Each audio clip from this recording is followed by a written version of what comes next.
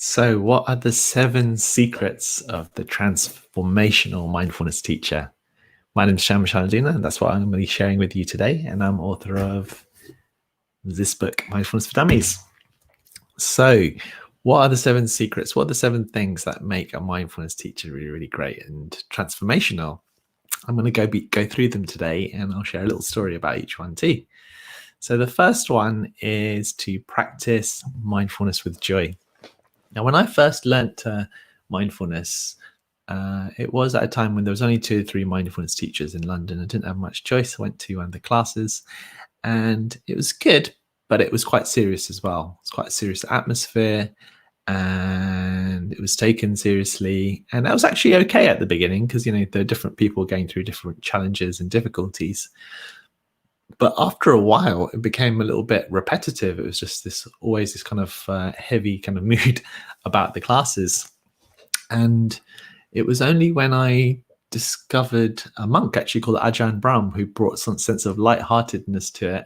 And also Thich Nhat Hanh, who talks about the importance of joy, that I realized actually you can have some fun with this too and be lighthearted in your approach. And that really does help. We have a whole rainbow of emotions as human beings, not just seriousness or sadness. We have them all. And so we need to be able to welcome all those emotions, and joy is definitely part of that. And if you can embrace a bit of that fun and joyfulness and playfulness in your mindfulness classes, then it's going to help your students to come into the moment. So that's the first one. My second secret to being a transformational mindfulness teacher is to guide your mindful meditation with a sense of confidence and also a sense of compassion.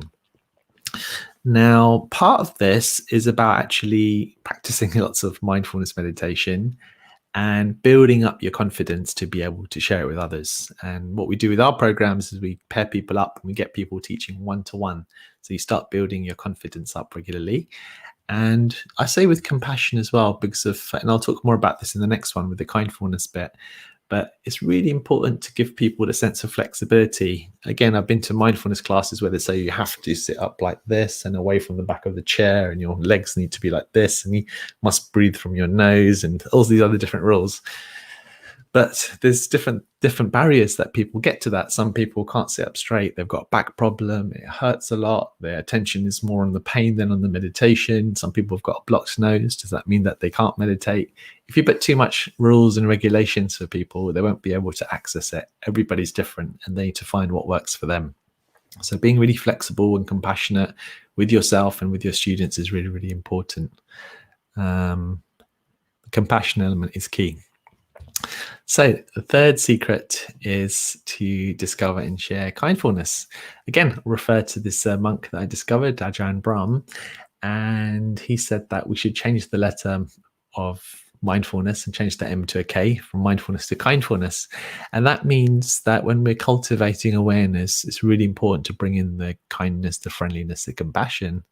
And the few people who do struggle and have perhaps even uncomfortable or negative experiences with mindfulness, it's usually because if they're not bringing a friendly attitude to the meditation, they're trying too hard, putting too much effort in, and that causes some issues. So kindfulness is important. To be friendly and kind to yourself links to the compassion. You can be kind to your body in terms of the way you sit or lie down or practice. You can be kind to your mind, and that's all about not trying to control things.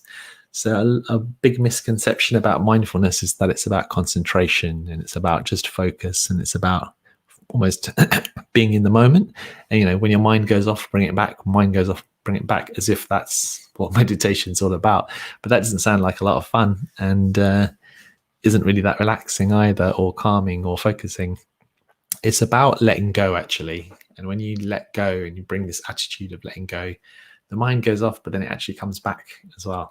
It's counterintuitive. That's why it takes a bit of a while to understand what mindfulness is about. But once you get the hang of it, when you learn to let go of your mind, it goes off like a little puppy and then naturally comes back.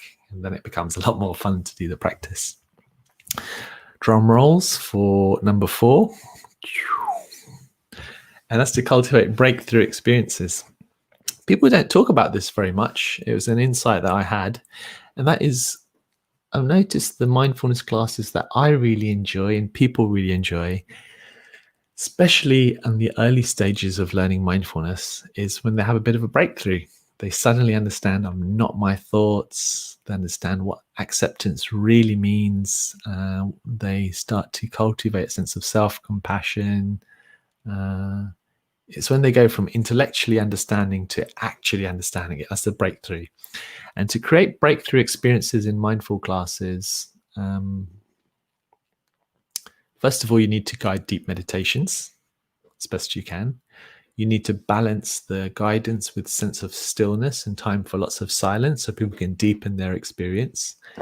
And you need to ask open questions. You need to obviously create this atmosphere of friendliness and kindness, but then asking insightful questions. And if you've had a breakthrough in mindfulness and you're understanding it a bit more, then some of your students will as well.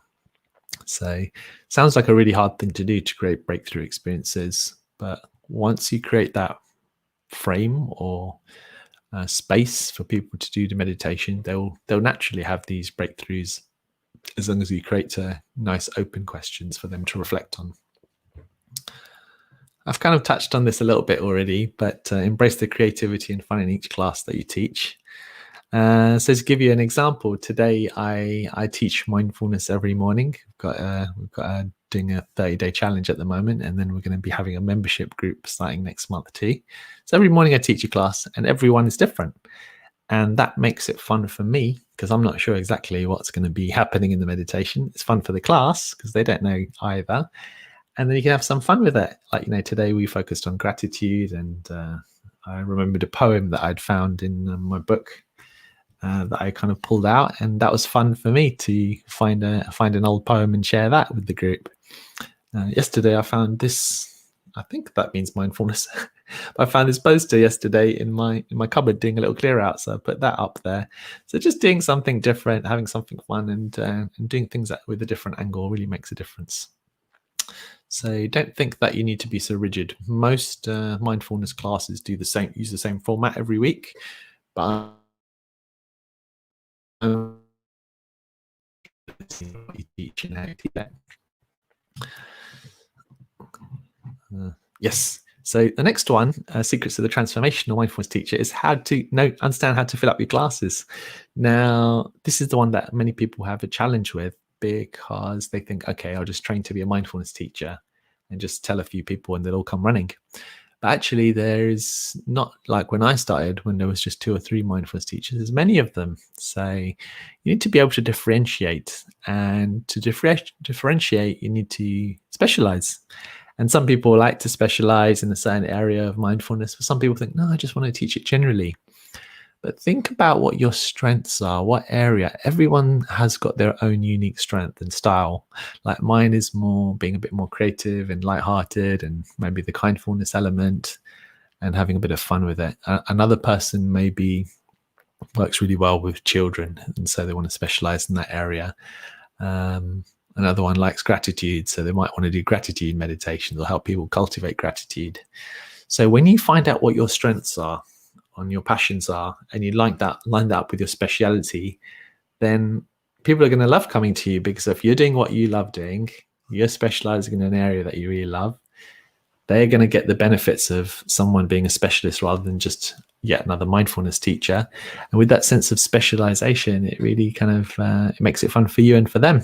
And then within that framework, you can be as creative as you want.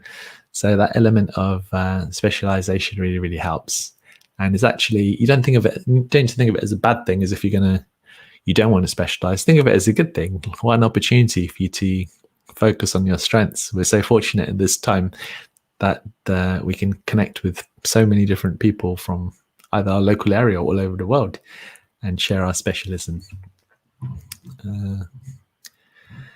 And finally, teach mindfulness with humility and a sense of confidence. So what do I mean by humility? For me, humility is about appreciating that you haven't got there. You're not like, even if you've done 20, 30 or 100 years of mindfulness practice and done all the courses in the world, there's still an opportunity for you to learn something new. And if you're coming in with the attitude that you know all and you're the world expert and you can't get any better, then there's no opportunity for growth, and it won't feel good for your students too. If you go in with the attitude like, you know what, I'm going to give this a try. I don't know if it's going to work or not. Might work, it might not. It might mess up, but I'm going to be courageous and give it a little try, and let's see how it goes. And I love having that attitude. This is a new series of audios that I'm doing right now. I don't know if it's going to work or not. I don't know if it's going to be helpful. Fortunately, I managed to get into the routine of doing it, but who knows? And who knows what it will lead to? And I'm open to learning and growing and learning something from each of you about what you think of it, and developing developing it. Cool. So that's all I wanted to share. The 7 tips for a transformative mindful teacher. I think I've got a sheet here, but you may not be able to see the whole thing easily. Might be able to zoomed into it a bit too much there. How can I make that? No, that's not going to work. I won't share that today. But yeah, you can. I've got a sheet on my website, or if you contact us, I can send you a little ebook, actually, free ebook, 7 Secrets of the Transformative Mindfulness Teacher. Thank you very much for watching and listening, and I'll see you again tomorrow morning. Have a wonderful day. Bye for now.